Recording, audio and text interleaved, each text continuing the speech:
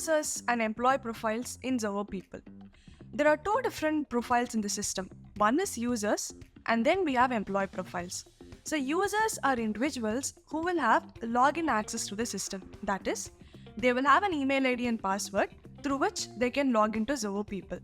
Since they have the login access, they will be able to manage all of their daily activities like submission of leaves, submitting timesheets, marking attendance, and etc. Whereas employee profiles are individuals who will be added to the system but without giving them the login access. So the data management has to be done by the admin or by the concerned reporting manager. You will be able to include employee profile information in all of the modules except for PMS and then LMS. When it comes to appraisal evaluation, it is very important to record the self-appraisal of an employee. However, if an employee does not have login access to Zoho People, they will not be able to submit their self-appraisal. In the same way, under learning management, you can create courses and publish the courses to your employees so that they can enroll to the courses and complete it.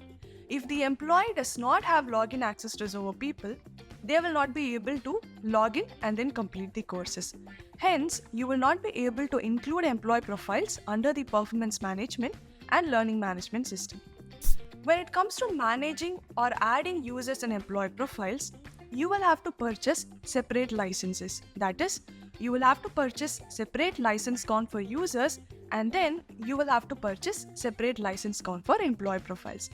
And this is how you will be able to manage users and employee profiles in Zoho People.